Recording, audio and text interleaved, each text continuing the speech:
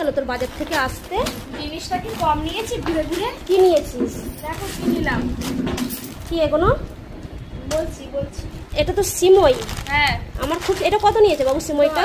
আমার সিমই খেতে খুব ইচ্ছা করেছিল, মেয়েটাকে বললাম বাজারে যা। আমার জন্য কে বলেছে বাদাম নিতে? তুমি খাও তো। আর এইগুলো কি? এটা দুধ? হ্যাঁ। সিমই করব। হ্যাঁ। তো সিমই করব দেখো। আজকে করবে নাকি? হ্যাঁ আজকে বিকেলেই করব সিমই আর এই যে দুধ। মটর। এটা ঘুগনি খাওয়ার ইচ্ছা হয়েছে বললাম। আমি দুটো কন্ডিশনার নিয়ে নিয়েছি। একটা নিতে বললাম যে ভুল করে আমি ভুলে গেছি যে মুদিখানা থেকে আমি কন্ডিশনার নিয়েছি। এই তো চানাচুর। আর এইটা নিচেরটা? এটা হচ্ছে ওই নীলা নেমনে ফুচকার মতো। আর এইগুলো কি? এটার ভিতরে ঢাল দেখি। এটা হচ্ছে চকলেট।